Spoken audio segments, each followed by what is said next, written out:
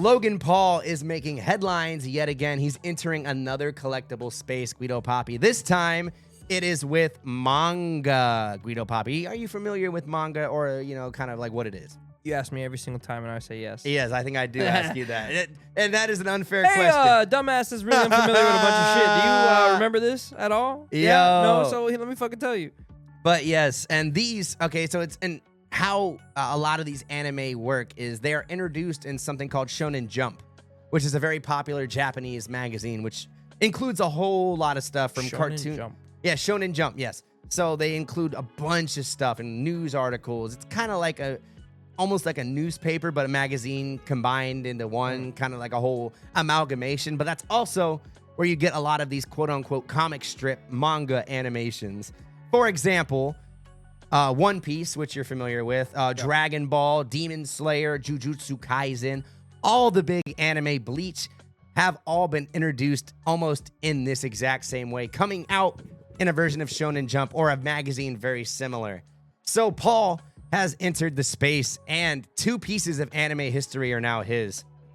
We got Dragon Ball Chapter 1, a record-breaking, it's the highest graded copy in existence. It is the introduction of Goku and Bulma.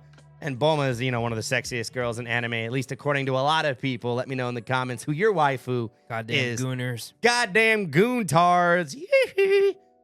And he also purchased One Piece Chapter 1, the introduction of Monkey D. Luffy, the stretchiest man in the planet. This is pretty interesting, Guido, and just the fact that, like, these grading things have kind of gone a little too far, in my opinion. Yeah. Because, like, we're grading everything now. We're grading vinyls. We're grading fucking cassette tapes. We're grading... It's like we're going to be grading our fucking toenails here at the end of the fucking year. Yeah. And we were talking about For You page. My For You page has pack rips. And I'm like, I'm not into this shit. And that is pretty crazy, the fact that, like, someone who isn't into it, they're pushing it on you so fucking hard. Yeah, maybe because my friends keep sending me reels that's, this guy must like it too. And I will say, I think we just had a homie that attempted to get some verification. Oh, yeah. Shout out to our homie. He sold one of his Pokemon cards on eBay. He made that big money, Give me some baby. money. I'm about to tell him, hey, take me to dinner, bro. Facts, you guys. Squad dinner. If you got some old Pikachus, make sure you check through them because you never know what might be worth a couple bucks. Yeah, I'm sad. I mean, we can even talk about this. What happened? Yeah.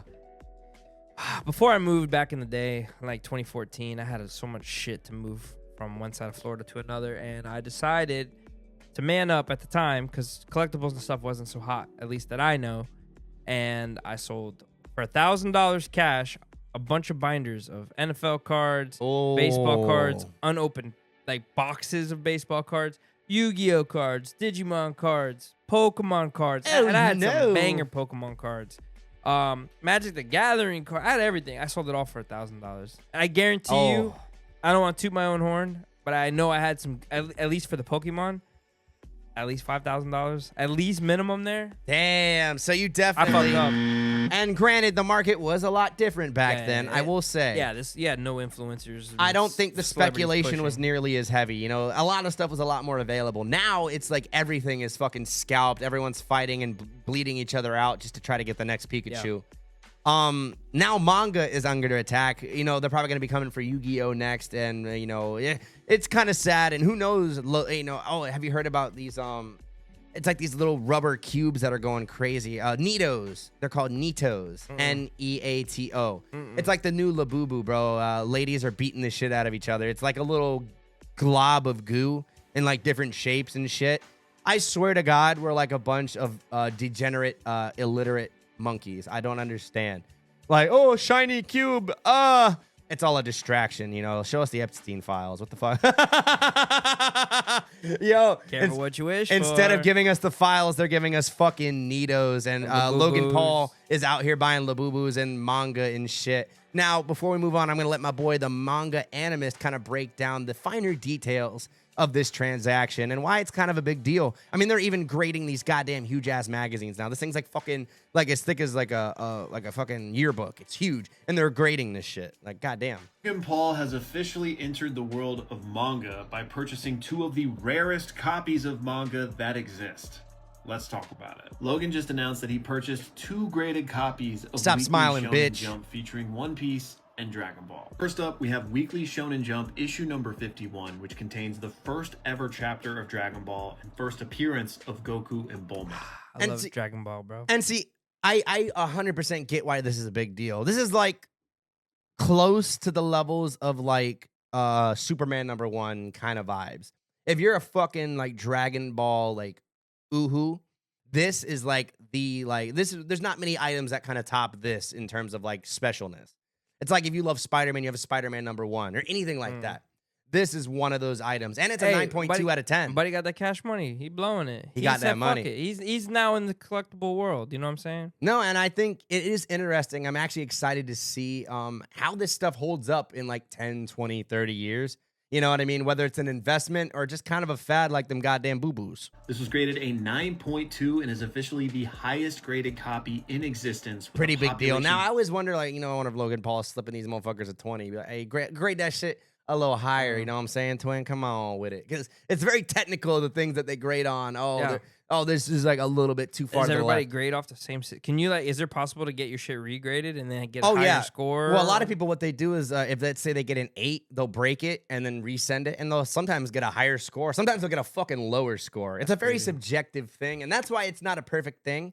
And certain grading companies have a better reputation than others. If I would work for them, I would take tips and just give people higher. That's where it's like, bro, can you imagine? Just because these cards now are even worth insane. The level. It was a 5. I'm giving it a 10. Fuck it. I will say they must pay. They gotta can't get away with that. They gotta pay these graders pretty fucking good in order to not accept that temptation. Because I don't think that most people would be able to handle it. Like, hey, I don't know. Just because it's like, how are they gonna prove it's not a 10 versus a 9? Like, unless you really like are fucking. Oh, there's a little. Guys, that is the scam of the century right there. The fucking grading system. Logan paid $550,000 for this, which set a new record. Nowhere near as fucking Pikachu, but still, pretty big deal.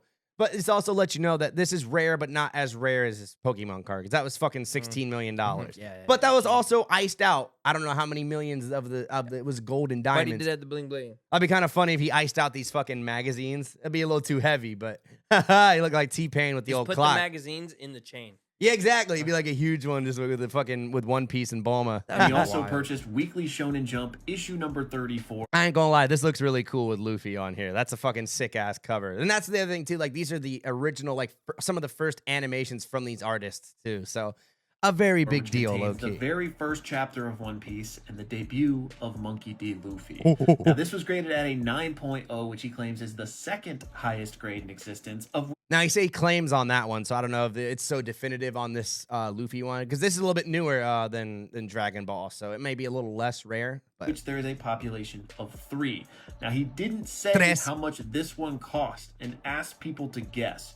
When he asked people to guess, he listed 6 different digits, so I can only imagine it was at least $100,000, probably a lot more. Now, honestly, these types of acquisitions are nothing new for him, and they're kind of small fry compared to what he just did. If you didn't know, he recently... Yeah, we just... I'm not even gonna let him finish that, because he's just gonna talk about the Illustrator now, because that's what we covered, and that was... Previously.